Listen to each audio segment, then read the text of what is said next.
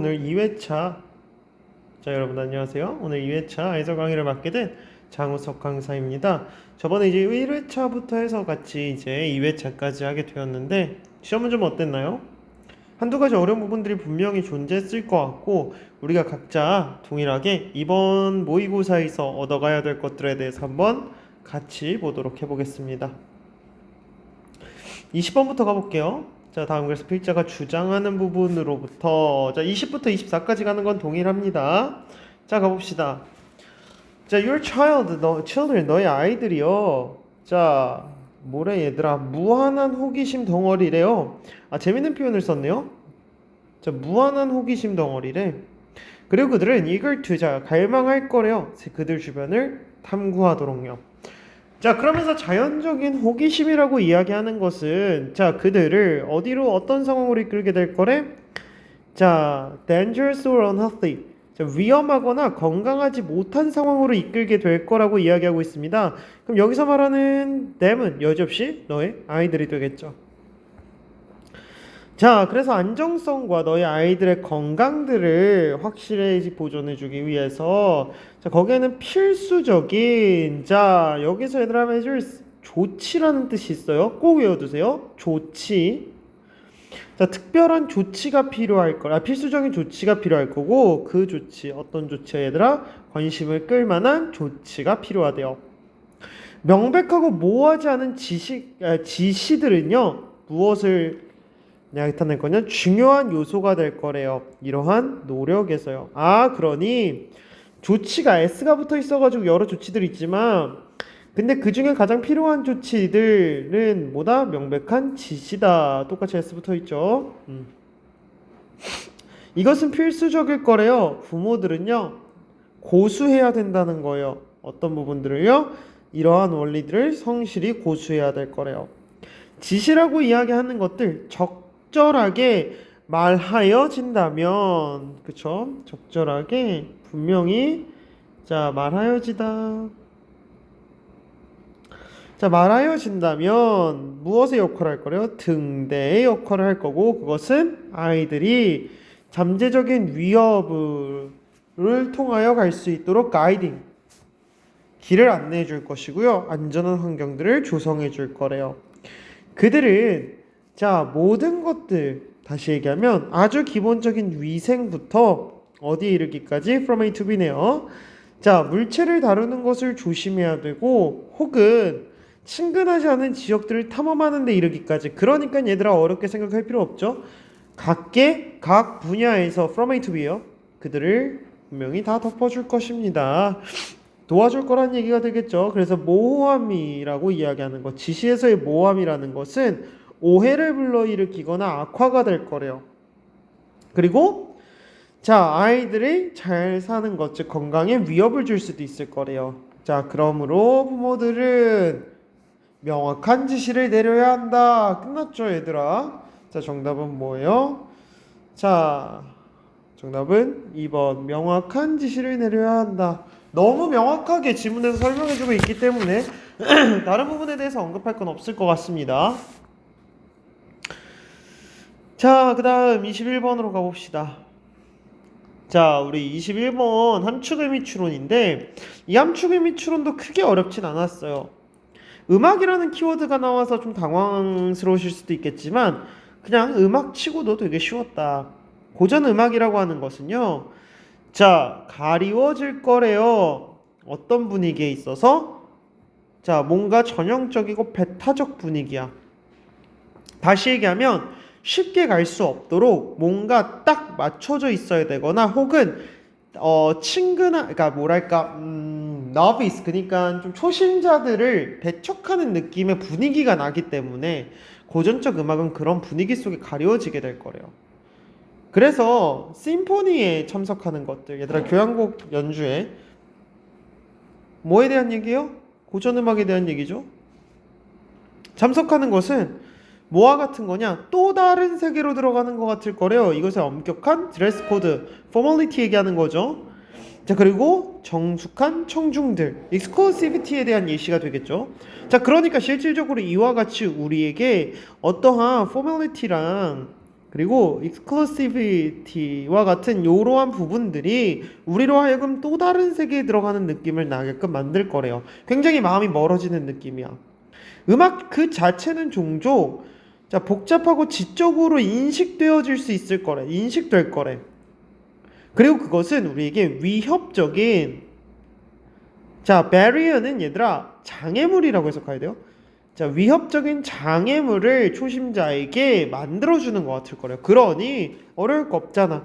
클래식이 어떤 느낌이 든다? 클래식 음악이 굉장히 소위 우리나라 말로 허들이 높다. 접근하기 어려워 보인다. 자, 그런데 이거 펜 크기 좀 줄이자. 하지만 고전 음악에 대한 이러한 견해는 다시 얘기하면 엘리트 예술과 같은 이러한 견해는 점차 사라지고 있을 거래요. 자, 핵심 키워드 나왔네요. 이런 허들이 높고 쉽게 접근할 수 없는 것과 같은 부분들은 조금씩 사라지게 될 거래요. 자, 새로운 진취성 덕분에 더 넓은 청중들, 다시 얘기하자면 여기서 얘기하는 더 넓은 청중이라는 거는 단순히 고여있지 않다라는 거라고 생각하시면 되겠죠. 그러니까 단순히 누군가 소수에게만 접근되는 것이 아니라 뉴커머가 포함된다고 보시면 돼요. 뉴커머스가 포함되는 그러한 넓은 청중들이 이러한 아름다운 곡들을 즐길 수 있을 거래요. 온라인 플랫폼 그리고 상호작용하는 콘서트들이 고전 음악의 청바지와 같을 거다. 얘들아, 근데 온라인 플랫폼이나 상호작용하는 콘서트라고 이야기하는 것들이 실질적으로 우리가 느끼기에도 약간의 배타성이 줄어들고 전형성이 줄어드는 진취적인 부분들처럼 보여지죠. 자, 그러면 그게 맞는지에 대해서 한번 밑에 줄에서 확인해 봅시다. 그들은 여기서 말하는 이 친구들이겠죠. 사람들로 하여금 경험할 수 있게 해줄 거래요. 이것을요. 여기서 말하는 이것은 클래식 뮤직이 되겠죠. 그 음악을 뭐 하는 거 없이요, 여러분들. 전통적인 장식. 다시 얘기하자면 전통적 장식이라는 거는 앞서서 얘기했던 고전 음악 자체가 가지고 있는 어떤 정숙함이라든지 어떤 드레스 코드라든지 이러한 고전적 장식 없이도 음악을 즐길 수 있게 해줄 거래요. 유튜브 생각해 보시면 편합니다. 유튜브에 어떤 심포니만 쳐보세요. 여러분들 쉽게 접근할 수 있겠죠? 너는요, 그 심포니를 들을 수 있는 건데 웅크리고 앉는 거예요. 너의 소파 위에. 무엇을 가지고? 운동복을 입고요. 너가 아주 좋아하는 팝 앨범을 듣듯이요.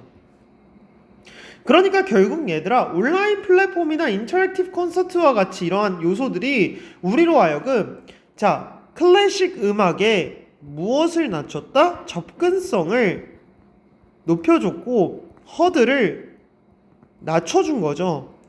그러니 이와 같은 새로이 발견된 접근 가능성들은 복잡성을 줄이거나 혹은 음악의 아름다움과 음악의 복잡성을 줄이진 않았다. 그러니까 음악 자체의 퀄리티를 낮추진 않았대. 즉 이것은 단순히 즐기게 되어졌다는 겁니다. 더욱더 편하고 친근한 상황에서요.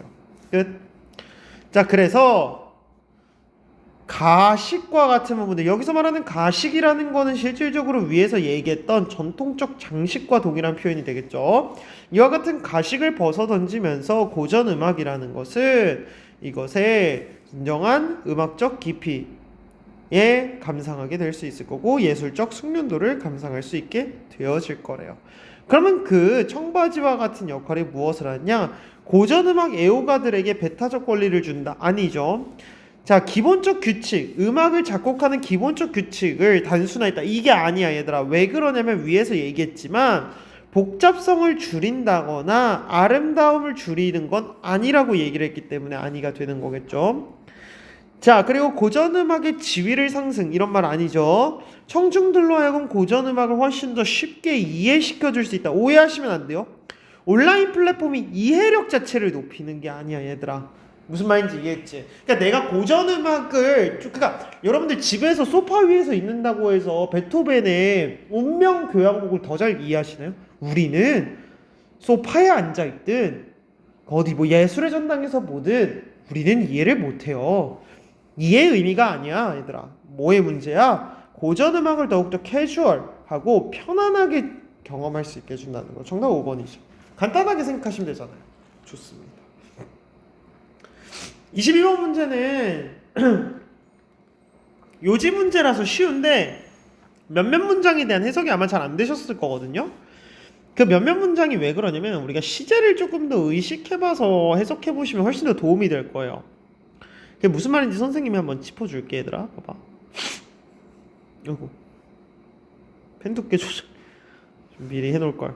자, 개인적인 가치야. 예를 들면 정직해라 라는 개인적 가치는 너로 하여금 돈을 돌려줄 거래요, 보험회사에.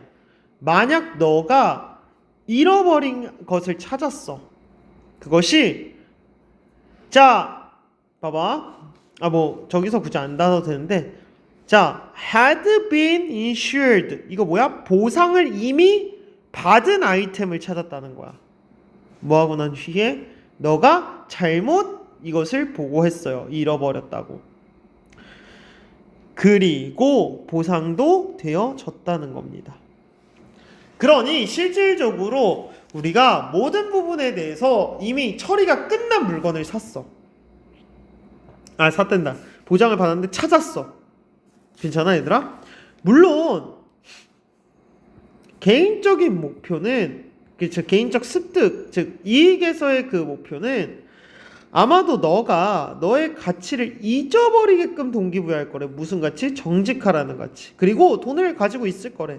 특히나 만약에 너가 너 스스로에 대해서 뭐라고 생각하는 거야?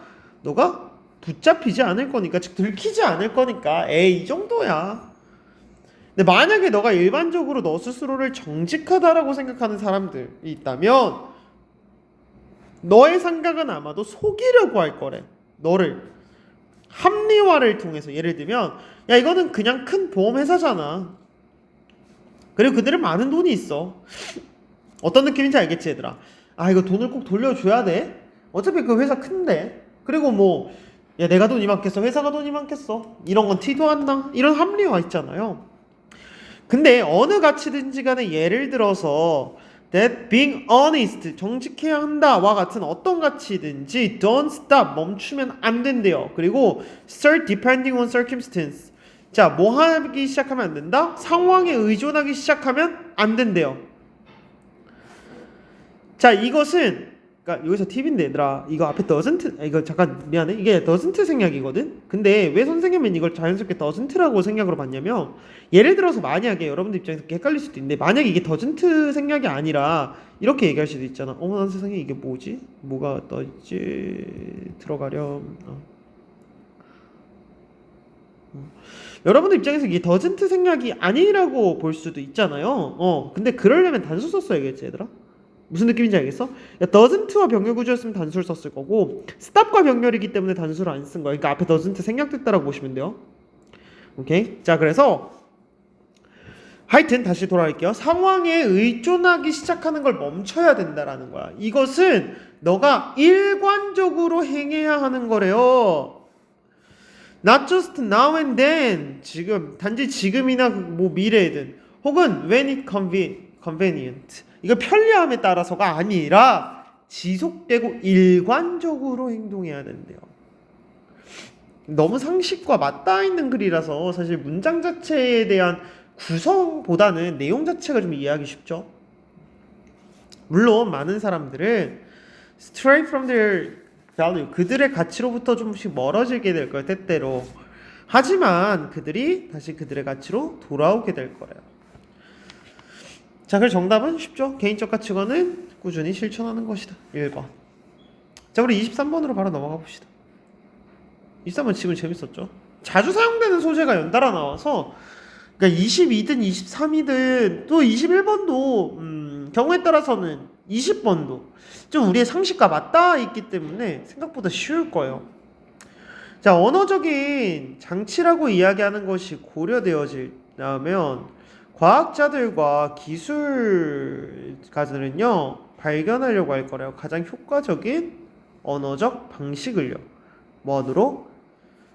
그들의 흥미있는 문제들, 즉 그들의 전문 분야에 대한 의사소통하는 언어적 방식이요. 자, 그러니까 가장 효과적인 언어 방식들을 찾으려고 시도를 할 거라고 얘기를 하고 있죠. 자, 그들 사이에서 비유라고 이야기하는 것은 알지 않는 것, 알려지지 않은 것, 그리고 어려운 개념들을 설명하는 걸 도와주게 될 거예요. 이미 알고 있고 유사한 개념들을 통해서요. 자, 비유에 대한 흔한 이야기와 더불어 이 사람이 자신의 의견을 나타내고 있네요. 비유는 내가 이미 알고 있는 개념을 통해 알 수 없는 것들 혹은 어려운 개념들을 설명해 줄 수 있을 거래요. 그러니까 이 효과적인 방식이 뭐가 됐어, 얘들아? 비유가 나왔죠. 그래서 그들은 굉장히 유용하다고 느껴질 거래요. 과학적 이론을 설명하는 데 있어서. 근데 누구에게 설명해, 얘들아? 학생과 얘들아, 레이펄슨 하면 알고 있어야 돼요. 평범한 사람이라고 해석하시면 돼요. 평범한 사람. 전문가가 아닌 사람, 비전문가, 얘들아. 비전문가들에게 설명하기 좋을 거래요. 많은 연구에서 자, 작가들 다시 얘기하면 그 전문가들은 강조할 거래요. 비유에 대한 역할을요. 무엇을 인식하는 데 있어서 현실을 인식해요. 근데 뭐 때문에 그렇대, 얘들아? 인과관계 정확히 파악해야 돼요. 뭐 때문에? 그들이 독자들이나 청중들이 이해할 수 있게끔 도와줄 거라는 겁니다. 복잡하고 새로운 현실들을요. 뭐함으로써? 용어를 사용하는데 잘 알려진 개념으로부터 가져와요. 잘 알려진 개념으로부터 빌려온다. 이거 위에서 봤죠? 뭐에 대한 거야? 여기 있잖아, 얘들아. 비유죠. 비유를 사용함으로써 복잡하고 새로운 개념들을 이해할 수 있을 거다. 자, 그러니까 비유가 실질적으로 어떤 역할을 한다? 복잡하고 새로운 개념들을 이해시켜 준다. 자, 그래서 새로운 용어들을, 자, 커이닝, 신조어를 만들다. 용어를 만들다라고 생각하시면 돼요. 신조어를 만들다. 용어를 만들다. 새로운 용어들을 만들어내는 과정이 아마도 불가능할 거래요. 혁신의 속도를 따라잡기에. 괜찮나요? 그리고 새로운 제품에 대한 출현들을 따라잡기예요. 그럴 수 있기 때문에 비유가 그 언어적 공백을 메꿔줄 수 있을 거래요. 이것은 특히나 사실일 거래요. 새로운 영역들의 경우에 있어서요. 과학과 기술에 있어서. 더 이상 읽을 필요 없겠죠. 포르 example면 앞에 내용이랑 동일할 거니까. 결국 얘들아, 뭐다? 비유가 새로운 개념과 어려운 개념을 잘 이해시켜 줄 것이다. 괜찮나요? 그 뒤에 좀 읽어볼까? 예를 들어서 인터넷이라는 거는 묘사될 수 있을 거래요. 정보의 고속도로로서요. 기술들은요, 화필로서요. 그러니까 즉 부트로서요. 추가적으로 비유라는 것은요, 도와줄 거래요. 복잡한 이슈를 설명하는 것에 있어서요, 아주 소수의 단어로요. 그리고 그것은 특히나 중요할 거래요. 현대 사회에 뭐에 의존하고 있어? 기술 매체들에 의존하고 있는 현대 사회에서요. 그것은 극도로 짧고 정보적인 메시지들을 선호하고 있는 기술적 매개체들 사이에서 굉장히 유용할 거래요. 그러니까 결국 얘들아, 뭐야? 기술 혁신을 관리하는 게 아니라 의사소통의 역할이죠. 근데 어디서? 비유에서. 과학과 기술이 너무 쉽네요. 그러니까 부족한 이유가 이 글의 전반적인 주제를 얘기하고 있는 건 아니죠. 의사소통의 효과? 아니죠. 언어적인 유사성? 문학작품? 아니죠. 문학작품에 대한 이야기는 한 번도 언급되지 않았습니다. 자, 근데 24번 같은 경우가 이제 여러분들에게 갑작스럽게 난이도가 높다고 느껴지거나 혹은 이거 오답된 친구들은 한번 생각해보면 좋은 게, 잠깐만 경유할게요. 20번부터 23번까지 여러분들 실질적으로 이게 여러분들의 일반 상식과 약간 되게 맞닿아 있거든요. 그쵸? 그래서 여러분들이 알게 모르게 배경 지식이라는 것의 일부분을 활용해서 이 문제들을 접근하셨을 거라고 생각합니다. 그런데 사실 선생님들이 배경 지식을 쓰지 말라는 이유는 24번 때문에 그렇거든요, 여러분들. 자, 잘 들어요, 여러분들. 배경 지식이라는 것에 대한 활용은 우리가 흔히 알고 있는 일반 상식이라고 하는 것에 포함시켜서, 얘들아, 여기에 우리가 뭘 포함하냐면 관습, 과 같은 개념들도 포함을 해. 예를 들면 어른을 공경해야 된다 라든지. 근데 이 부분들에서 관습이 포함된 일반 상식은 배경 지식으로 활용하시면 안 돼요. 영어에서 주장문이 많기 때문에 상식에 반하는 내용이 주장될 수도 있어요, 얘들아. 그냥 절대적 진리는 활용하셔도 돼요. 예를 들면 뉴턴의 3법칙, 뭐 아인슈타인의 상대성 이론, 뭐 홉스의 사회계약설, 이런 것들은 절대적 진리이자 지식이잖아, 얘들아. 이런 것들은 우리가 어느 정도 활용할 수 있어요. 근데 공교롭게도 20, 21, 22, 23이 전부 다 23은 이거는 요즘에 그냥 거의 그 스티브 잡스 이후로, 그리고 그 마이크로소프트웨어 이후로 좀 확실한 우리에게 지금 자리 잡은 좀 지식과 같은 개념이기는 하지만, 여하튼지 간에 앞에 있었던 문제들이 약간은 우리의 일반 상식, 보편적 생각들과 되게 많이 맞닿아 있었거든요. 근데 24번은 단적으로 얘기할게요. 이 글은요, 스포일러부터 해주자면, 이 글은 여러분들이 어떻게 읽었는지에 따라서 제가 이렇게 한번 말씀드릴게요. 이 글을 만약에 직장에서 정치 얘기를 해서는 안 된다 라고 읽었으면 이거 반성하셔야 됩니다. 글은 그렇게 한 번도 얘기하고 있지 않았어요. 이것 여러분들 그냥 몇 가지 단어들을 통해서 너희들의 그냥 일반 상식과 연계시켜서 문제를 푼 건데, 이게 최악의 풀이 방법이에요. 이 글은요, 직장이 오히려 정치적인 이슈에 대해 이야기하기 참 좋다해요. 그러니까 여러분들이 흔하게 들었던 밖에 나가서 정치 얘기 함부로 하면 안 돼, 정치적 색깔을 드러내서는 안 돼, 우리의 선배들이, 우리의 부모 세대들이, 우리의 어른들이 보통 여러분들에게 그렇게 말씀하셨을 겁니다. 왜? 한국의 사회적 관습과 풍토로 인해서 그렇게 말씀을 하시는 거거든요. 실질적으로 여러분들은 자신이 어떤 정치적 색깔을 가졌는지, 혹은 우리 부모님이 어떤 정치적 색깔을 가졌는지 어디 가서 이야기하는 걸 되게 껄끄러워하실 거예요. 그게 한국의 풍토이니까요. 그런데 여기서 여러분들 조심하셔야 돼요. 이 글은요, 그런 부분들을 전혀 얘기하고 있지 않아요. 그러면 내가 왜 이런 문제가 생기느냐? Political diversity 보고, 그리고 workplace 보고, 내가 알고 있는 생각들을 여기다 연계를 시켜버리는 경우가 너무 많아요. 만약 그렇게 글을 읽으셔서 문제를 틀리셨다면 여러분들은 이참에 그런 부분들을 싸그리 몽땅 버리셔야 됩니다. 자, 한번 보도록 해봅시다. 자, 업무에서의 정치적 다양성이라는 건 특히나 중요할 거래요. 무엇을 고려했을 때? 다양성과 그리고 사회작용의 밀도예요. 동료들과의. 봐봐 얘들아, 정치적 다양성은 되게 중요할 거래. 사람들은 정치 이야기들을 동료들과 할 거래요. 이웃이나 뭐 fellow members of the civic or religion, 그러니까 뭐 종교나 시민 집단들 사이에서의 뭐 동료들보다는 훨씬 더 많이 얘기를 할 거래요. 물론 비록 가족과 친구들보단 적을지라도 여튼 사람들은 정치 이야기를 동료와 많이 할 거래요. 그들은 연습할 거래요. 시민 능력들을요. 모아둔 데 있어서 설득하고 의사소통하고 타협하는 거예요. 직장에서요. 즉 그들은 동료들과 가까이에서 일할 거래요. 팀으로서요. 요약하자면 노동 환경이라는 것은 아주 드문 전초기지가 되어질 거래요.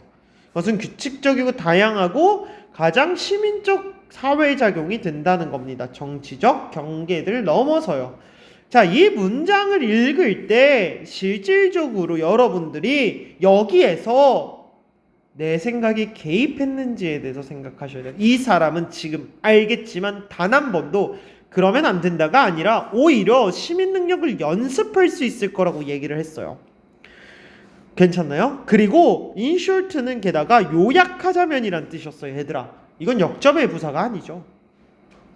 즉 최소한 부분적으로 일하는 사람들은요, 그들 스스로를 분류하지 않을 거래요. 정치적으로 직업을 선택하는 데 있어서. 쉽게 얘기하자면 이걸 토대로 이해를 해보면, 내가 어떤 직장을 하는데, 예를 들어 봅시다. 내가 이 직장을 지원하는 이유가 내가 공화당을 지지해서야, 혹은 내가 이 직장을 지원한 이유가 내가 민주당을 지지해서야, 이런 식으로 우리가 공화냐 민주냐 혹은 제3의 정당이냐 이런 걸 가지고 직장을 선택하지 않는다는 겁니다. 최소한 인간은요.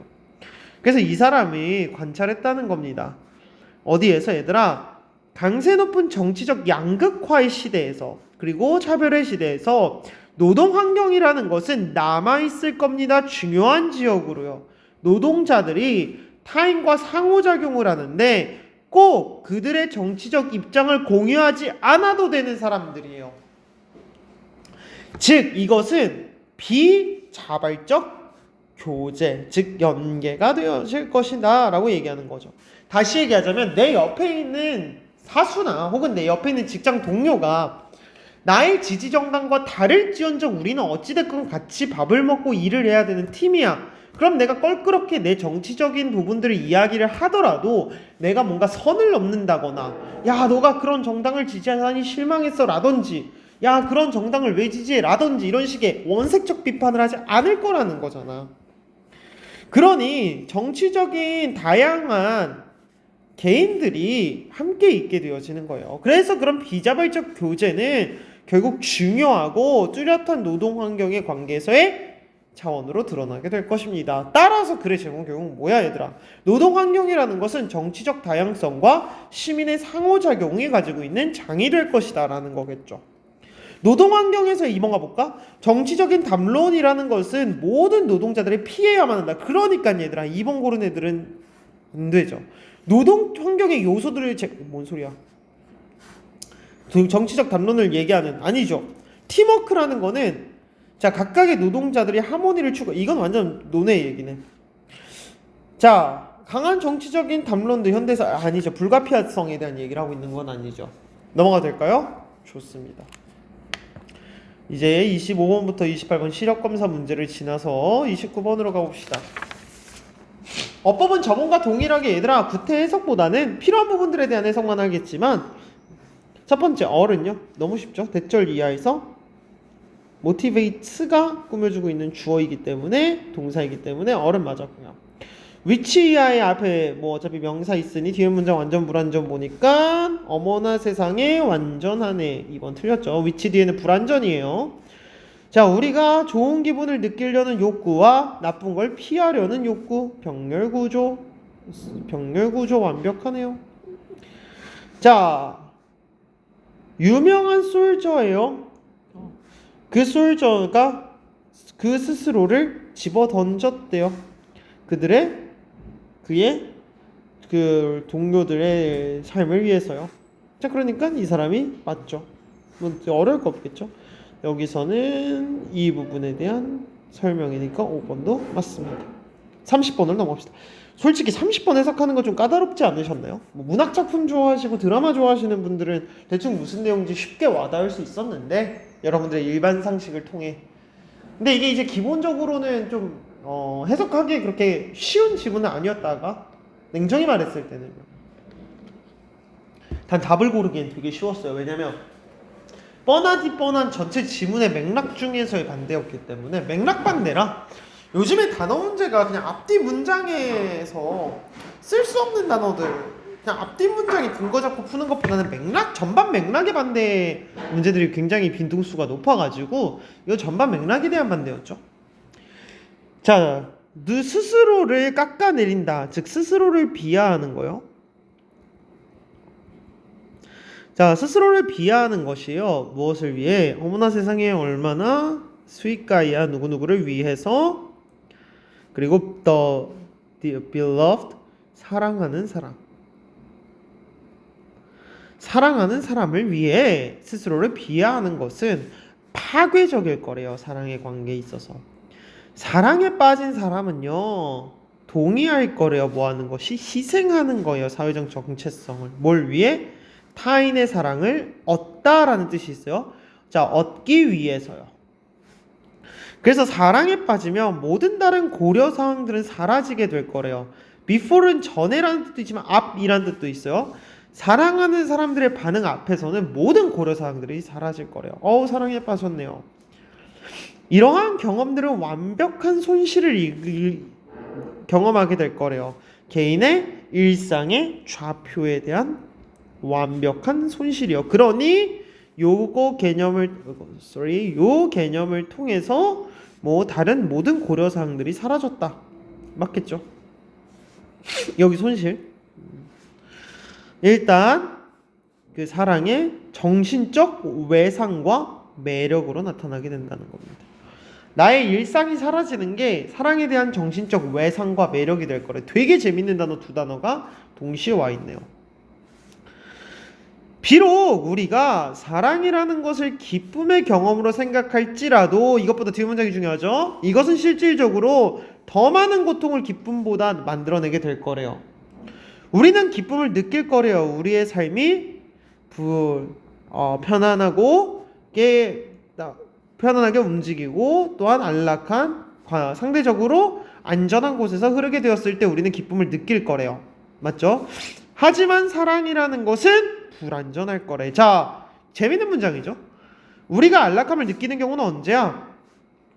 그냥 편안하고 안전할 때 기쁨을 느껴. 그럼 불안전한 사랑은 기쁨을 느껴, 고통을 느껴? 고통을 느끼겠죠. 얘들아, 되게 단순한, 얘들아, 원래 명제에 대한 반대 명제도 잘 기억하셔야 돼요.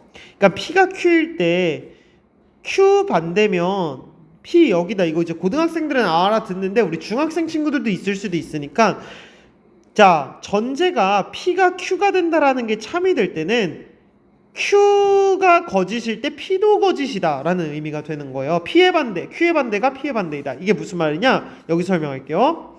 자, 봐봐.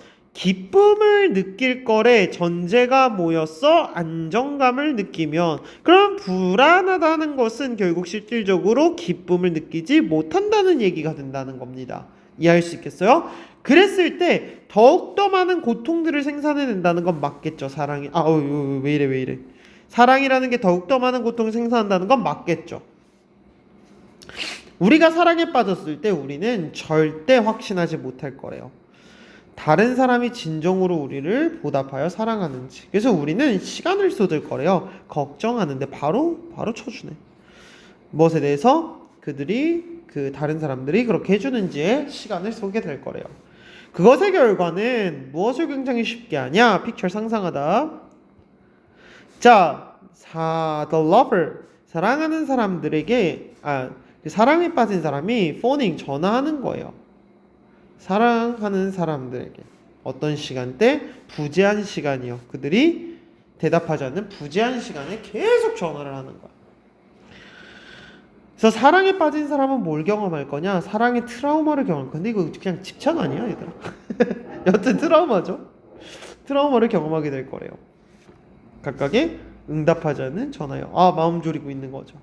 삶이라는 건 더 이상 우리가 사랑할 때 잘 나아가지 않을 거래요. 대신에 이것은요, 퍼부을 거래요. 우리에게 일련의 트라우마한 충격들을요. 이거 필자가 실현당했나 본데? 자, 그리고 가로막을 거래요. 우리의 평화적인 생각들을요.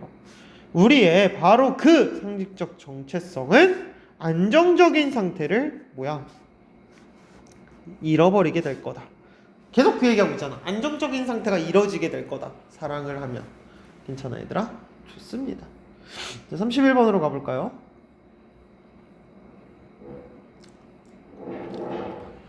자, 뇌에 대한 영상 연구는 무엇을 보여줬냐? 우리는요, 다른 영역들을 사용한다는 겁니다. 뇌에 있어요. 뭘 하기 위해? 우리의 현재 존재와 우리의 미래 존재를 생각하는 데 있어가지고. 대놓고 나오네, 얘들아. 하고 싶은 말을 다른 영역을 사용할 거래. 현재 존재와 미래 존재. 사람들은요, 상상할 거래요. 미래의 경험에 대해 누리는 상상을 했을 때 그 뇌는, 우리 자아와 연관된 뇌는요, 놀랍게도 활성화되지 않을 거래요. 편의상 A, B로 쳐드릴게요.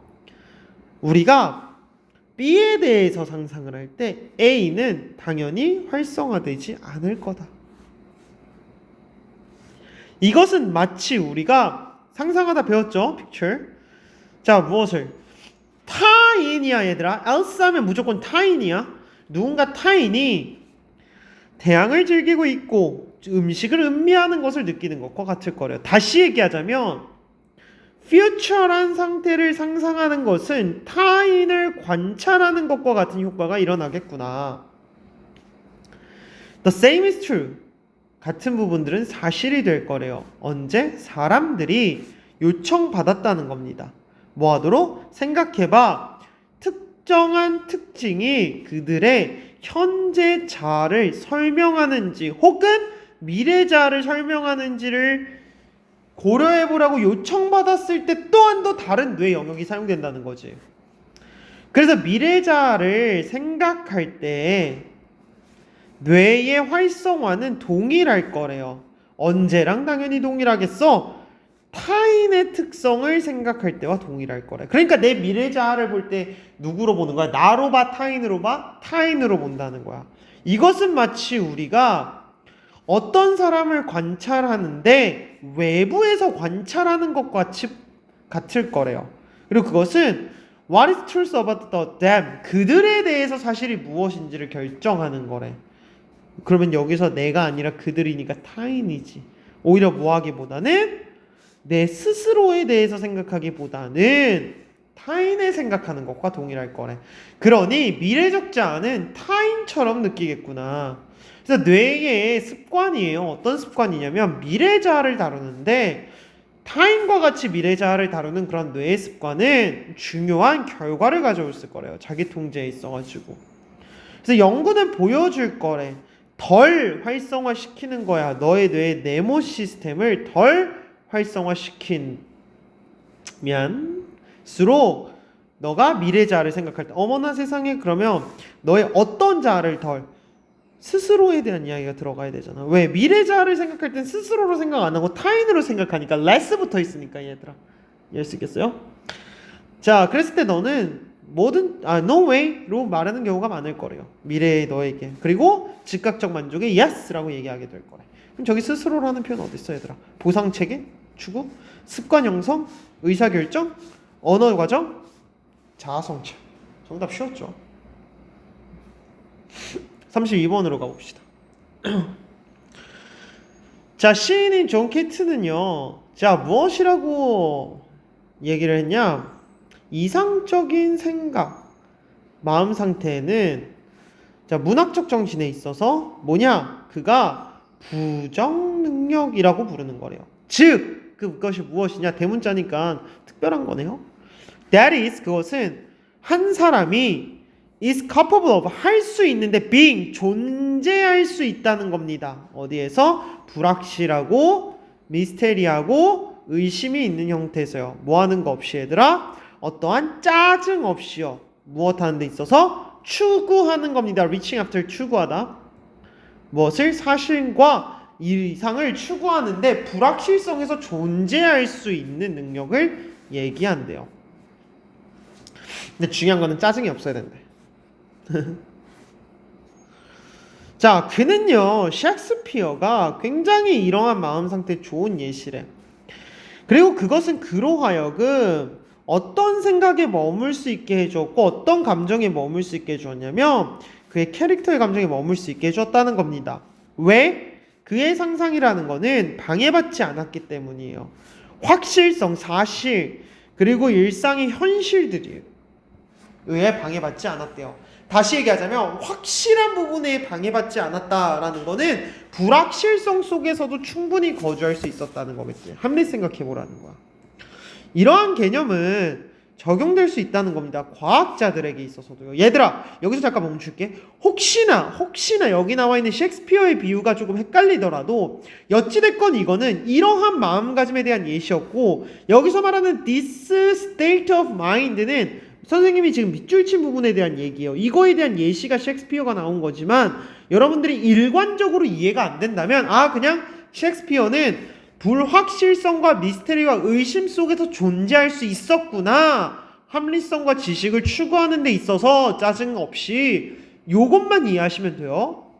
그랬을 때 이것은 또한 더 어디에 적용되냐? 그럼 여기서 말하는 this notion도 얘에 대한 이야기가 되겠죠. 과학자들에게 적용될 수 있는데 그 사람은 실질적으로 should always find 그 스스로 혹은 그녀 스스로를 이러한 불확실성의 상태인데 짜증이 없는 상태라고 얘기하고 있어요. 과학자들은 reach after 얘들아 이건 그냥 강조야. 자, 추구할 수 있었다는 겁니다. 사실과 이유를요. 하지만 이것은 언제? 그들이 거의 불확실할 경우래요. 자, 그 도달이라는 것은 종종 가장 상상적이래. 상상적인 거는 이제부터 계속 맥락 보이죠? 전부 다 지금 불확실성이 있는 거예요.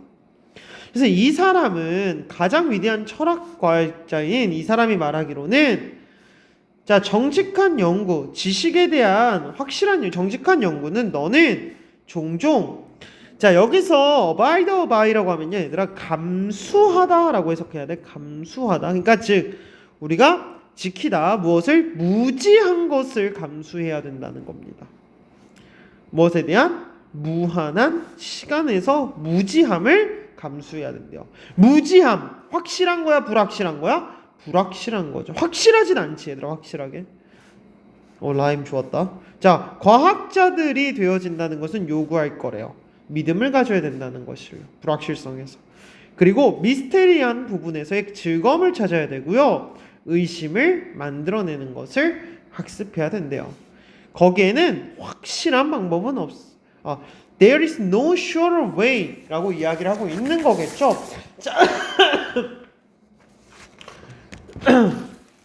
자, 확실한 방법이야. 무엇하게? 실험을 망치는 확실한 방법은 존재할 걸.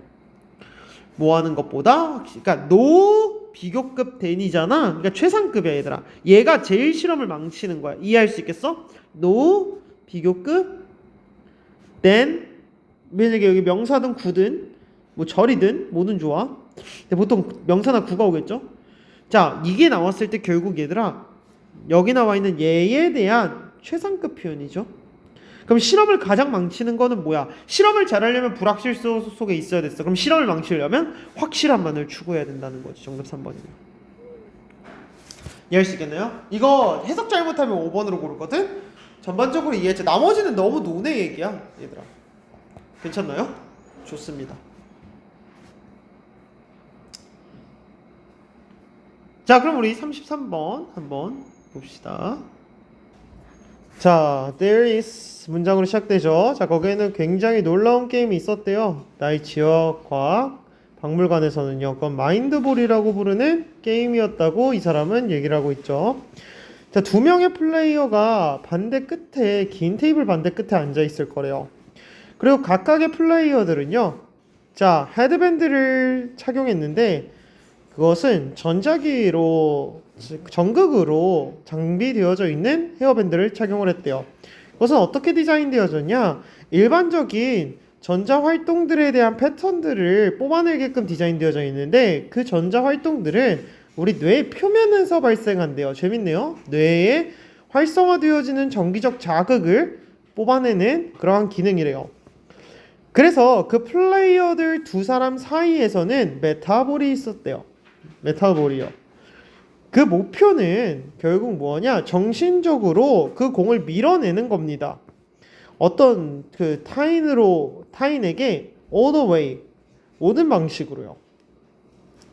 자, 타인의 테이블 끝으로요. 그리고 플레이어들 자, 첫 번째로 그렇게 행하는, 다시 얘기하면 첫 번째로 끝으로 보내버리는 푸시의 대용어구죠. 보내버리는 사람이 승리를 하게 될 거래요. 그 동기적인 힘이라고 이야기하는 것은 자, 대시 잠깐 내려놓고 그 동기적 힘은 이스로 바로 갈게요. 자, 조합이었대요. 알파와 데타파에 대한 조합이었고 그것은 뇌에 의해서 작용이 됐을 거랍니다. 이것이 안정화되었을 때, 그러니까 안정화되어진 상태에서 나타나는 델타와 알파에 대한 조합으로 그 공이 밀려나는구나 라는 포인트를 잡을 수가 있어요. 그것은 무엇으로 측정되느냐? 각각의 플레이어들에게 전극으로 의해 측정이 되어질 것이고 공이 자, 마그네틱 자, 그러니까 전기 모에 숨겨져 있는 테이블 밑에 숨겨져 있는 마그네틱에 의해서 공이 이동될 거래요. 그래서 더 많은 알파와 데타 파동을 너가 만들면 만들수록 더 비교급이요. 더욱더 큰 힘이 작용할 거래요. 너의 정신적으로 공에 발휘하는 힘이요. 본질적으로 마인드볼이라는 것은 자, 경기인데 who can be the most calm? 누가 가장 차분한지에 대한 경기래요. 재밌는 경기네요. 자, 근데 그 플라이어들은 가시적으로 자, 즉 편안해지기 위해서 노력하게 될 거래요. 근데 그들이 느끼는 패닉은 무엇이냐? 그 공이 그들의 테이블 끝으로 올 때 느끼는 그들의 패닉은요. 일반적으로 밸런스드 아웃, 균형이 무너지게 될 거래요. 그들의 상대에 대한 지나친 열의에 의해서요. 그 두 선수 모두 다 번갈아 가며 그들의 차분함을 잃게 될 거고요. 그러면 큰 메타볼은요. back and forth 왔다 갔다 거리게 될 거래요. 분사구문이네. 그래서 너는 couldn't wish. 자, 너가 더 잘해지기를 바라는 거죠. 그렇죠? 자, 그러면서 실질적으로 자, 더 잘 그리고 지기를 유용하고 더 간결하게 이 현상들을 자, 신뢰를 바랄 수 없을 거라고 이야기를 합니다. 자, 그렇다는 것은 결국 뭐냐? 실질적으로 얘들아, 이 상황에서 우리가 가장 잘 드러내는 특징은 뭐야? 차분할수록 승리 확률이 높아지죠. 그런데 중요한 거는 공이 나한테 다가오거나 공을 상대방한테 보낼 때 우리는 흥분하게 돼. 이에 따라서 우리는 결국 오버하게 된다는 거야. 그러면 공이 다시금 나한테 오고 지게 된다는 거죠. 그러니까 결국 내가 이기려고 열의를 표할수록 나는 질 수 있다는 얘기를 하고 있는 거겠지. 이게 되게 어려웠어. 그래서 우리를 차분하게 해주는 것에 대한 것 아니죠. 어떻게 협동 아니죠. 얼마나 어렵다는 거야. Try not to try. 아무것도 시도하지 않으려고 시도하는 것이 얼마나 어렵겠냐. 정답 3번이에요. 우리를 가장 방해하는 것이 무엇인지 아니죠. 경쟁할 때 언제 경쟁할지 언제 경쟁하지 않을지 5번이랑 되게 헷갈렸을 수도 있는데 경쟁을 하지 않는다라기보다는 차분해져야 된다라는 거야. 그러니까 우리가 시도하려고 하지 않으려고 시도하는 거. 그러니까 차분해지려고 시도하는 게 얼마나 어려운가. 이거에 대한 얘기죠. 이해할 수 있겠나요? 좋습니다. 34번으로 가볼게요. 자, 이것은 사실상 너무나 많은 선택들이라고 이야기하는 것이 후회를 유발할 수도 있을 거래요. 근데 하지만 어떤 선택도 없다는 것이 더 나쁜 최악의 결과라는 거겠죠. 더 나쁜 옵션일 거래요. 문명화라고 이야기하는 것은 점차적으로 자, 왜 그러시죠? 이동하게 될 거래요. 선택이 없는 상태에서. 그래서 항상 문제에 대한 해결책이라는 것들. 그것은 기술이 가져다 줘. 예를 들어 압도적인 다양성들의 선택이 있을 때 이 압도적인 선택의 다양성과 같이 경우에서 기술이 가져다주는 문제에 대한 해결책들은 더 나은 기술들이 될 거래요. 자, 여기서 우리 되게 재밌는 거 하네. 그 기술이 가져다주는 문제 해결책은 더 나은 기술일 것이다. 그래서 얘들아 울트라죠. 자, 굉장히 초다양성에 관련된 해결책은 선택을 도와주는 기술들일 거래요. 그러니 이것은 더 나은 기술이 되겠죠.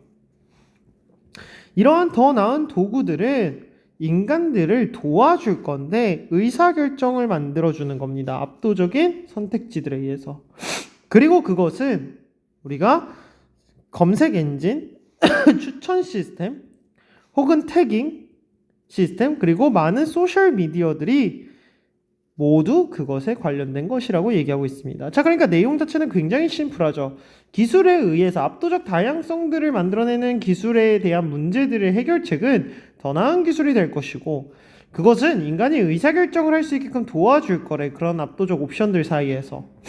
그러니 다양성은 사실상 네모가 될 거래요. 지문이 생각보다 쉬워 보이는데 답 자체를 고르기에는 아직 밑에까지 읽어봐야겠죠? 우리는 이미 발견했대요. 어떻게 컴퓨터를 사용해야 되는지요. 우리의 선택지를 증가시키는 것에 있어서요. 어떤 정보와 웹사이트에 있어서. 자, 하지만 이것은 분명히 추가적인 학습들이 필요할 것이고요. 기술들이 필요할 거래요. 이렇게 하는 데 있어가지고 얘들아 유형의 물질들, 그러니까 눈에 보이는 만질 수 있는 물질들이나 혹은 특이한 매체들을 토대로요. 그래서 웹사이트 초기에는 몇몇 매우 유명한 똑똑한 컴퓨터 과학자들은 뭐라 주장했냐? 이것은 불가능할 거라는 거야. 뭐 하는 것이? 자, 그 수억 개의 사이트에서부터 선택하는 것이요. 자, 키보드 서칭으로만요. 하지만 우리는 그것을 단지 오늘날 자, 일반적으로 굉장히 많은 거의 10억, 100억 거의 얼마야 얘들아? 그쵸? 빌리언 자체가 우리가 이제 보통 이제 10억 개니까 1000억 개의 웹페이지를 오늘날 우리는 하게 될 거라는 거예요. 근데 그 누구도 더 적은 웹페이지가 있어야 된다라고 요청하진 않는다는 거예요. 왜? 다양성이라고 이야기하는 것은 실질적으로 우리가 어떻게 해결될 수가 있다는 거야. 그 다양성을 다루는 도구들을 만들어낼 것이다. 그러니까 기술에 있어서의 다양성이 높아지며 분명히 그것을 해결하는 또 다른 기술들이 등장하게 될 것이다가 이 지문의 핵심이었고, 다양성이 증가되었을 때 그 다양성을 다룰 수 있는 도구들을 분명히 만들어낼 것이다 라는 거겠죠. 어떻게 의사결정을 해야 되는지에 대한 혼란은 아닐 것이고요. 몬스터, 개성을 죽이는 몬스터도 아닐 것이고요. 우리가 편리한 편향에 아니죠. 직면할 수 있는 거는 더욱더 많은 미디어들이 공평함도 얘기도 아니죠. 너무 선택지가 논의 얘기들을 너무 많이 했어요. 이해되셨나요? 좋습니다. 그래서 굉장히 쉽게 풀 수 있었죠. 자, 35번으로 가봅시다. 자, 세상이 점차적으로 연결되어짐으로써 인류학자들의 중요성 또한도 증가되었대요. 예를 들어보자. 최근에 인류학자들은 중요한 기여를 할 수 있었다고 이야기를 해요. 사람들인데 어떤 사람들을 도와줘 얘들아? 전염병이나 자연적인 재난이나 분쟁에 고통받는 사람들을 도와주는 것에 대한 기여를 만들 수 있을 거래요. 그들은 이것을 여러 방식으로 했는데 그 여러 방식은 뭘 포함하냐? 그들의 문화적 지식들을 사용하는 거야. 즉, 고통받는 사람들을 도와주기 위해서 그들의 문화적인 지식들을 사용하거나 뿐만 아니라 그 도움을 제공하려고 시도하는 사람들을 교육하는 것뿐만 아니라 그러니까 그들을 위해 문화적 지식도 사용, 교육도 시켜줘 이런 여러 가지 방법들을 사용할 거래요. 이것은 특히나 중요할 건데 예를 들면 어떤 지역에서 중요하냐? 토착민족들이 아마 신뢰하지 않는다거나 이해하지 못해. 현대의학들을. 그리고 건강에 대한 기구들. 그 다음 또한 그곳에서 사람들은요. 아마도 일반적인 불신을 가지고 있을 거라는 거나 정부나 외국인들에 대해서요.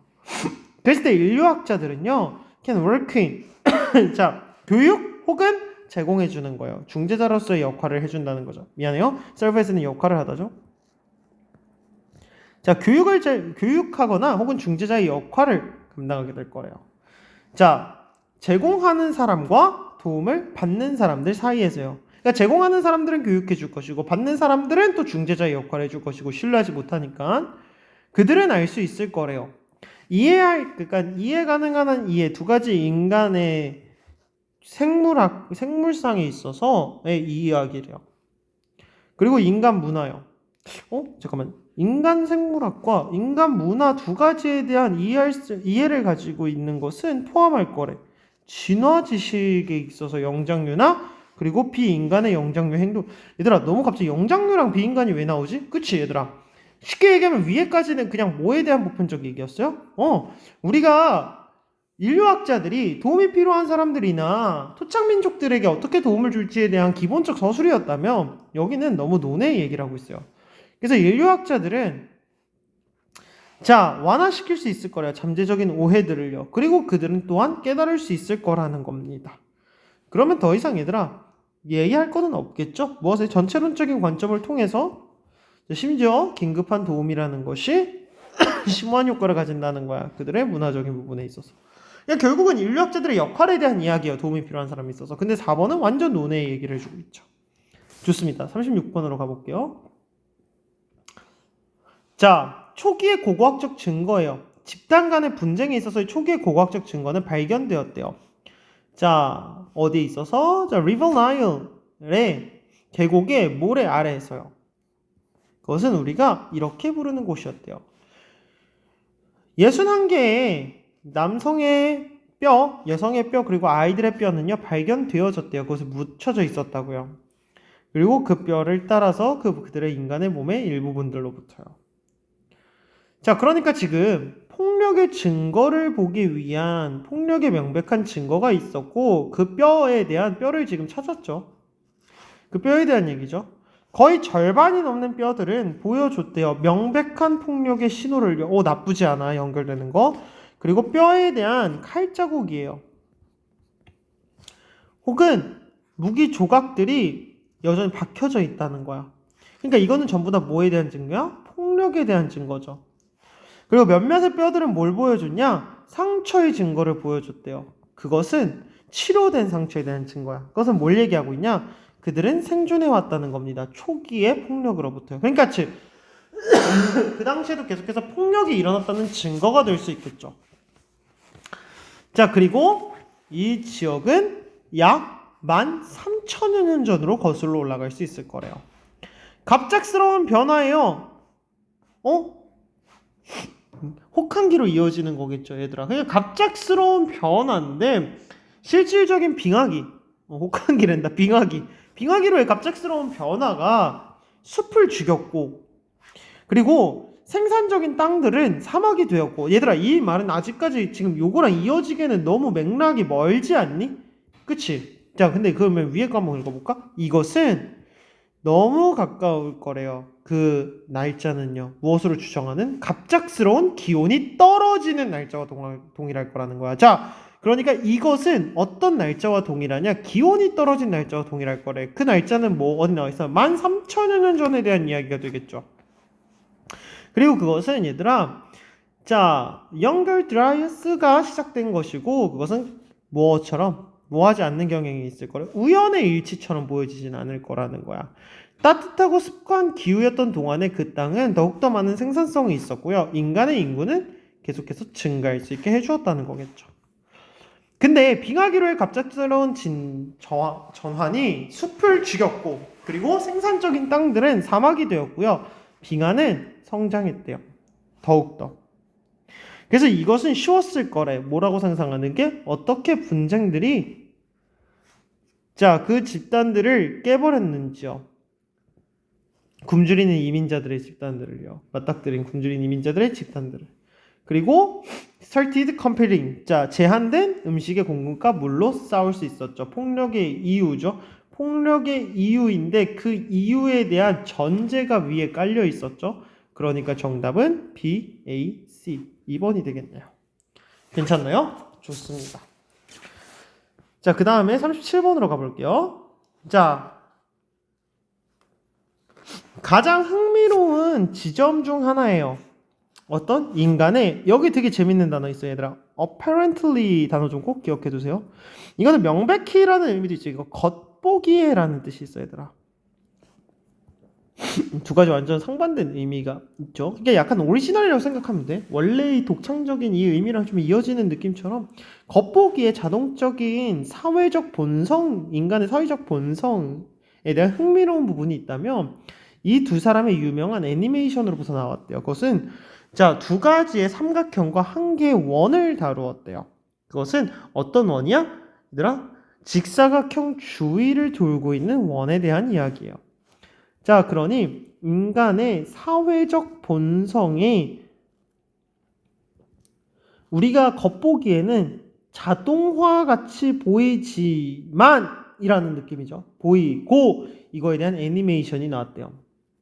그렇다 말다라고 우리가 뭔가를 말하기에는 아직까지는 섣부르게 판단하기는 어렵겠죠. 만약에 그 모양의 모션이 바뀌고 뒤집어진다면 그들은 실패할 거래요. 같은 정도의 사회적 반응을 이끌어내는 것에. 섣부르죠. 왜? 모양이 바뀐다라는 얘기는 일단 기존에 어떤 모양이었는지 혹은 그리고 여기서 말하는 그들이 누구인지 이 모든 근거들이 부족해. 그러니까 B부터 나오는 건 어려울 것 같고 C번으로 가볼게요. 그 애니메이션은 묘사했대요. 단지 모양들을. 하지만 사람들은 찾아냈대요. 이것을 거의 불가능하다는데 해석하지 않는 게 불가능하다. 그러니까 가능하다는 얘기겠죠.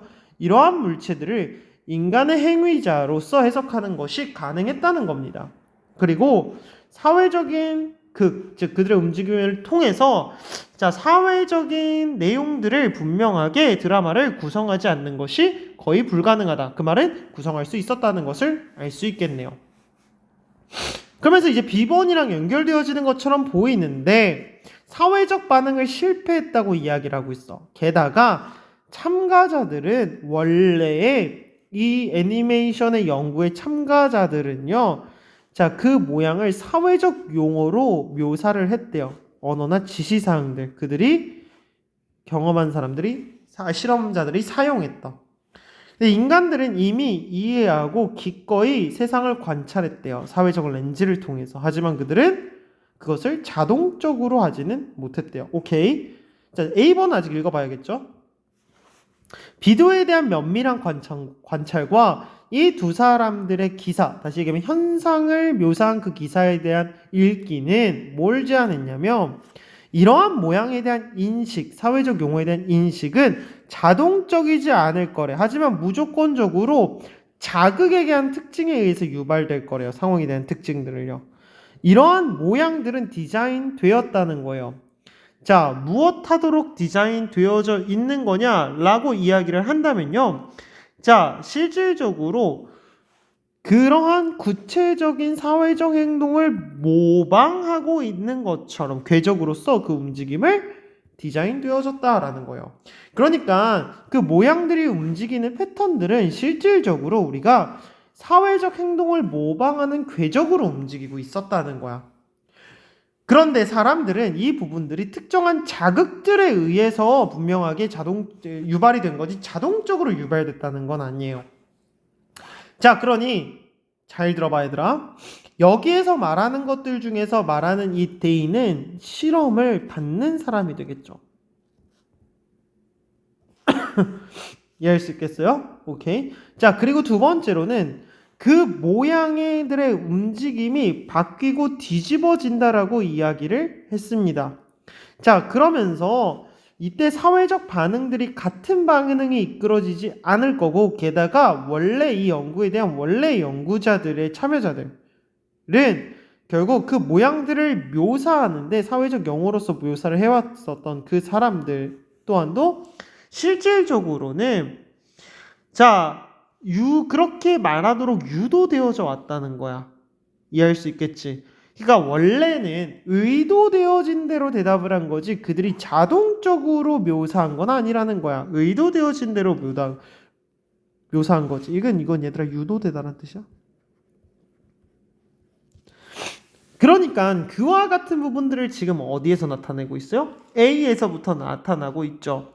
자, 그래서 실질적으로 우리가 C의 내용에 대한 부분들을 어디에서 조금 더 확장적으로 얘기해주고 있어요? A에서 그 내용에 대한 빌드업, 즉 사람들은 분명히 자극에 의해서만 얘기하게 될 것이고 그 자극에 대한 예시가 여기에서 나오게 되겠죠.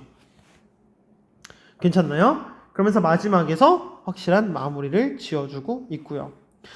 그래서 구태여 말하자면 얘들아 여기서 말하는 근데 그렇게 근거들을 계속 잡아가다 보면 사실 여러분들 입장에서 얘는 이것도 되고 저것도 되고 이것도 되지 않아요? 라고 이야기를 할 수 있을 것 같아가지고 근데 실질적으로 여기서 말하는 the shape은 위에 나와 있는 이제 this shape 미안 여기까지 올라가면 어떡해 이 this shape을 받아주고 있는 파트고 그렇기 때문에 이제 A 다음에 B가 오는데 뭐 어떤 친구들은 그러면 선생님 C번에 있는 shapes도 맞지 않나요? 라고 이야기할 수도 있으니까 실질적으로는 얘들아 그 연구 결과에 대한 이 사람에 대해서 뭐라고 제안을 했냐?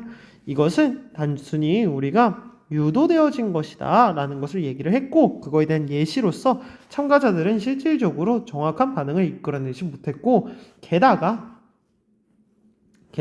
원래 말했던 사람들조차도 유도되어진 거다 라는 이야기를 했다라고 보는 게 제일 좋겠죠. 이게 조금 헷갈리는 친구들은요 이때 the shapes를 위에 나와 있는 this shape에 얘기를 하시면 좋을 것 같습니다. 괜찮나요? 이렇게. 왜냐면 그 밑에 있는 거랑 결국 연결이 좀 아니야. 그냥 이렇게 보는 게 제일 편해요. 그래서 C 다음에 A와 B를 구분하는 가장 큰 요소는 A에서 실질적으로 우리가 그 내용에 대한 설명을 이어주고 즉 C와 B에 나와 있는 예시와의 그 관계에 관련된 부분에 있어서의 중간다리 역할을 해주고 그 다음에 B가 왔다. 이렇게 보시는 게 사실은 제일 논리적으로 문제 없는 내용입니다. 그냥 근거만 쫓아가다 보면 이런 문제들은 쉽게 낚이기가 쉬워요. 이해할 수 있겠죠? 오케이? 왜냐면 그 비디오를 면밀히 관찰하라 그랬잖아. 여기에서. 자, 38번으로 가봅시다. 자, 예를 들어서 대부분의 연구예요. 이 이론의 전통에 있어서의 대부분의 연구는 뭘 발견했냐? 집단 멤버들이 기반했다는 겁니다. 지위에 대한 할당들을 어디에 근거해서? 특성에 근거해서. 예를 들면 성별, 인종, 사회적 지위, 그리고 신체적 매력 등과 같은 경우에요. 이것은 이러한 특성들은 일반적인 숙련도와 연관이 있다라고 가정했다는 거예요. 심지어 그들이 전혀 연관되지 않았음에도요. 재밌는 표현이네. 자, 그러니까 지위 할당의 부분에 있어가지고 이 사람들의 핵심적인 포인트는 뭐였냐? 우리가 특성에 따라서 할당을 했고 이 특성들이 일반적인 숙련도와 연관이 있다고 가정했대. 그들이 그렇지 않음에도. 높은 지위를 가진 집단들의 멤버들의 권리와 책무들은요. 자, 사회적으로 자, 본질적으로 사회적일 수 있을 거래요. 즉, 예를 들어보자. 그들은 종종 기대받을 거래요. 그들의 집단에게 영감을 주도록요.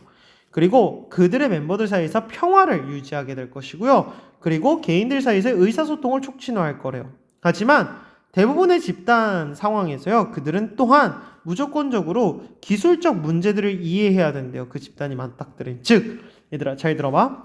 위에 있는 내용들을 보니까 대충은 알겠지만 그들에게 영감을 준다거나 평화를 유지한다거나 의사소통을 도와준다는 거는 실질적으로 어떤 숙련의 느낌은 아니었잖아요. 여기서 말하는 컴피턴스의 느낌은 없었잖아. 근데 이 지문에서 기술적인 문제들을 기필코 이해해야만 한다라는 거에서 어느 정도 약간의 자, 컴피턴스에 대한 이야기들을 분명하게 언급하고 있는 것처럼 느껴지기도 해요.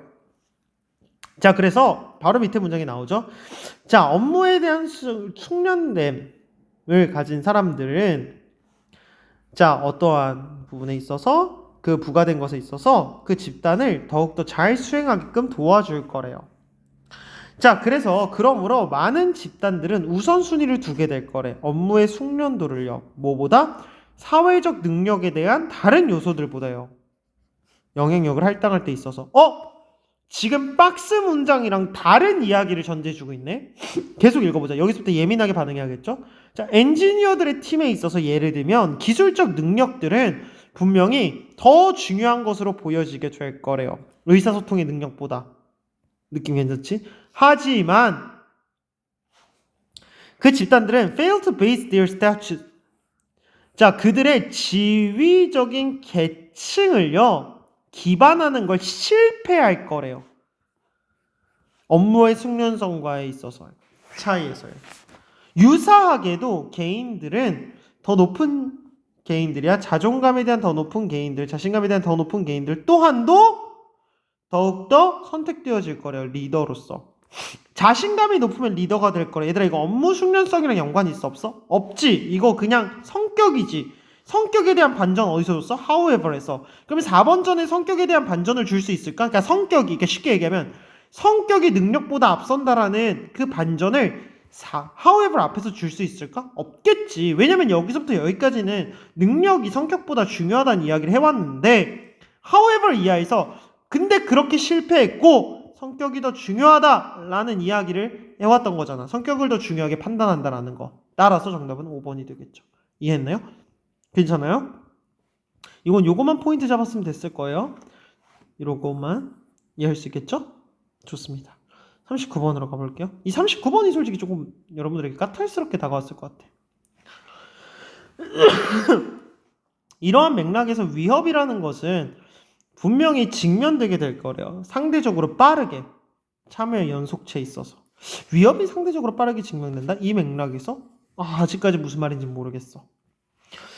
자, 본질적으로 설득의 활동에서 중재 계획이라고 이야기하는 것은 수많은 가능한 한 제약에 직면하게 될 거래요. 거의 즉각적인 중재자들을 다시 얘기하자면 자, 실질적으로 cross the threshold라고 이야기를 하고 있는 거겠죠. 자, 문턱을 넘는 거야. 단순한 메시지 전달자로서의부터의 문턱을 넘어. 그리고 뭐 하게 된다는 거야? 쏘리. 동사인데 왜 이래? 동사 목적어죠. 그리고 움직여. 더욱더 직접적이고 덜 수동적인 참여의 연속체로서의 움직임을 하게 된다는 거야. 자, 그러니까 여기서 일단은 머리 예민하게 깨워져 있어야겠죠? 단순한 전달자를 넘어선대. 이 말은 뭐야? 그냥 단순하게 전달자의 역할은 하지 않는다는 거예요. 그 이상의 역할을 할 거야. 그것은 결국 뭐야? 수동적이지 않게 할 것이고 더욱더 직접적이게 행동하게 될 거라는 거예요. 즉, 그래서 그들은 직면하게 될 거래요. 여러 종류의 위협들을요. 자, 그러니까 실질적으로 다양한 정도의 리스크에 직면하게 된다는 말이 나왔으니까 지금부터 이 부분에 있어서의 예민하게 우리가 머릿속에 떠올라야겠죠. 자, 근데 일단 먼저 가봅시다. 그들의 자산이라는 거는 일반적으로 정치적일 거래. 그리고 외교적일 거래요. 즉, 협상의 능력, 과거의 성공, 지식, 그리고 인식되는 기록. 자, 그리고 나서 중재라고 이야기하는 것은 should not be considered, 고려되어질 수 없을 거래요. 너무나 많은 메커니적인 방식들에 있어가지고요. 자, 실질적으로 무엇의 중재자들이 having diplomacy set, 외교적인 자산들을 가지고 있어요. 예를 들면 교환하는 거야. 관계없는 아이템들을 유엔에다가 혹은 위협 보상 종류의 모델들과 같은 경우들을 가지고 있다는 겁니다. 자, 그러니까 이렇게 우리가 이런 어떤 기계적 방식으로도 고려되어져서는 안 된다라고 이야기했잖아요. 중재자들이. 자, 왜 그러냐면 실질적으로 효율적으로 활용될 수 있는 재산들이야. 그 유엔에서 교환하는 뭐 쓸데없는 물품들을 교환하는 거나 위협 보상 방식들의 모델들과 같은 경우들. 그런데 오히려 대부분의 중재에 있어서 중재자들은 무조건적으로 외교적 능력에 설득에 있어서의 설득과 설명과 개념의 만들과 그리고 초안 등과 같은 부분에 있어서의 외교적 능력과 같은 부분에 의존할 수밖에 없을 거래요. 그러므로 경제적 보상이라든지 실질적으로 강압에 있어서는요, 의존해서는 안 된다는 겁니다. 자, 그러니까 단순한 보상이나 어떤 강압에 의존해서는 안 된다는 거야. 자, 여러분들 여기에서 지금 이야기하고 있는 것들은 뭐냐면 너무나 기계적으로 우리가 중재자를 활용할 수 있는, 그러니까 결국은 중재라고 이야기하는 건 중재자가 활용할 수 있는 자산인데 이게 너무 기계적인 방식으로는 설득돼서는 안 돼. 결국은 중재자는 일반적으로 설득이나 설명이나 개념 창출이나 초안 작성과 같은 외교적 기술에 의존해야 되지 어떤 위협을 한다거나 경제적인 교환들을 이뤄내서는 안 된다는 거야. 이와 같은 부분들로 해서는 안 되고 오히려 조금 더 실질적인 이와 같은 외교적 기술에 의존을 해야 된다는 거예요. 중재자들은요. 예를 들어보자. 자, 편지의 내용이라는 것이 유용하게 전달되어질 수 있는지 아닌지에 대한 의사결정들은 기능을 노출하게 할 거나 혹은 중재자의 직책들을 노출하게 될 거래요. 잠재적 비판이나 자신감의 손실에 있어서. 잠시만. 얘들아, 여기에서 실질적으로 이 사람이 얘기하고 있는 이 부분들과 앞부분에 대한 단절이 조금 보이지 않니? 그러니까 예를 들어서 편지의 내용 자체가 이것이 유용하게 전달되어질 수 있는지 여부에 대한 의사결정은 중재자에 대한 어떤 기능이나 혹은 직책에 있어서의 위협적인 비평을 직면하고 자신감을 상실하게 만들 거래. 근데 이제까지 위에서부터 쭉 얘기했다는 거는 어떤 내용이었어, 얘들아? 그러니 중재자라고 이야기하는 사람들이 어떤 위험 요소에 직면하게 되어지는지, 그리고 실질적으로 외교 기술에 의존해야 된다라고 이야기를 했었죠. 외교 기술에 의존해야지 어떤 약간 자산이나 이런 부분들에 대해서는 이야기하면 안 된다라고 얘기를 했었지. 그러니 이와 같이 외교 기술에 있는 맥락에서 위험이라는 거는 정말 상당히 빠르게 참여 개입의 연속성이 들어갈 수 있을 거다라고 이야기를 했고, 거기에 대한 본질적인 이유가 결국은 이거는 조금 디테일하게 조금 받을게요. 이건 좀 어려우니까. 자, 거기에 대한 본질적인 이유가 실질적으로 이 사람이 얘기하고 있는 여러 가지 요소들 중에서 설득이나 중재의 우리의 계획이라고 이야기하는 거는 자, 제약들에 직면하게 될 거고, 거의 즉각적인 중재자들이 단순한 메시지 전달자를 넘어설 거고, 결국에는 직접적이고 덜 수동적인 참여를 이끌어내게 될 거라는 거야. 그래서 그들은 다양한 위협의 정도에 있는데, 첫 번째, 그들의 자산이라는 거는 일단 정치적이고 외교적이야. 즉, 협상 기술이나 과거의 성공이나 지식이나 이런 부분들을 얘기하는 거겠죠. 자, 그러니까 결국 그들의 자산이라고 이야기하는 것은 정치적이고 외교적일 거라고 먼저 얘기했어요. 그 부분에 대한 설명은 여기 뒤에서 해주고 있고요. 자, 그리고 중재라고 이야기하는 것은 또 우리가 너무 기계적인 방식에서는 고려돼서는 안 돼. 그 기계적 방식이라고 이야기하는 건 뭐냐? 중재자가 외교적인 자산들을 가지고 있다는 거야. 그것과 함께. 그러니까 쉽게 얘기하면, 야, 유엔에서 너 이거 필요 없는 거 교육해 줄게. 혹은 위협 보상 시스템의 모델을 줄게. 이런 기계적인 방식으로 해서는 안 돼. 오히려 대부분의 경우에 있어서 중재자들은 무조건적으로 외교 기술에 의존해야 된다는 거야. 쉽게 얘기해봐, 얘들아. 외교가들이 가지고 있는 어떤 일단 능력들, 그리고 그 중재에 있어가지고의 우리가 해서는 안 되는 부분들. 그치? 그리고 나서 오히려 이거는 우리는 중재, 외교 기술에 의존을 해야 된다라고 이야기를 했어. 이해할 수 있겠죠? 근데 이와 같은 맥락들, 다시 얘기하자면 이렇게 우리가 외교 기술에 의존하게 되는 경우에 위협이라는 것은 아마도 상대적으로 빠르게 그 참여의 연속체, 다시 얘기하면 직접 개입에 대한 연속성에 있어서 분명히 반응이 올 수가 있다는 거예요. 그 위협이 뭔데? 내가 직접 참여하는 것에 대한 위협이 뭔데? 앞에 혹시 위협 나왔나요? 자산은 이걸 것이다. 그 중재라고 이야기하는 것은 이런 방식으로 고려되어져서는 안 되고 외교 기술이 중요하다. 이해했어, 얘들아? 무슨 말인지 이해했니? 앞에는 위협적인 내용들이 전혀 나오지 않았어. 자산들이라고 이야기하는 것은 정치적이고 외교적일 거고 요런 게 있었을 것이다가 2번 문장이었죠.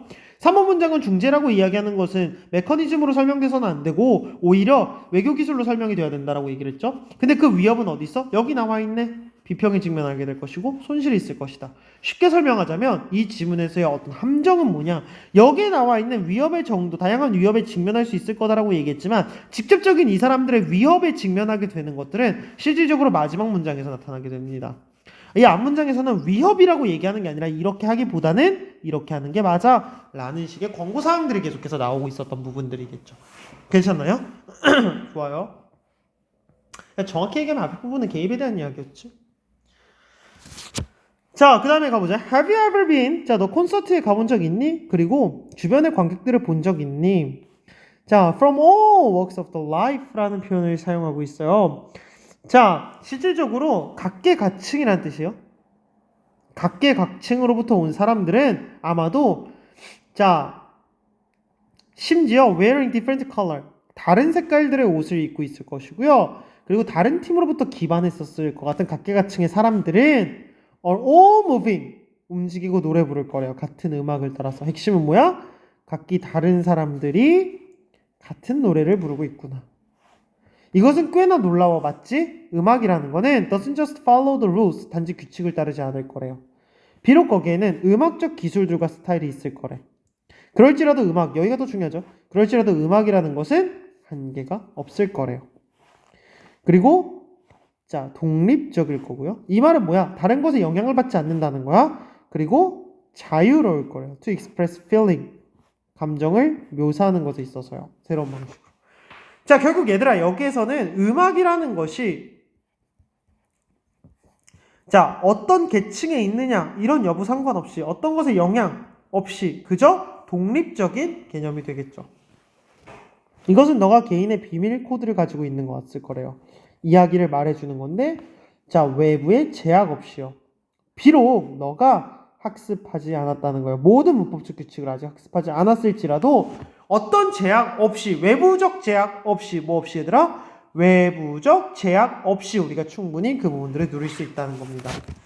그것이 음악의 마법이래요. 펑키 비트라고 이야기하는 것은 너의 몸을 움직이게끔 만들 것이래요. 그리고 느린 음악들은요, 너가 센티멘탈해지게 만들어주게 될 거래. 감성적이게. 그리고 강한 아테님이라고 이야기를 하는 거겠죠. 자, 강한 음악들. 미안해, 국가야, 여기서는.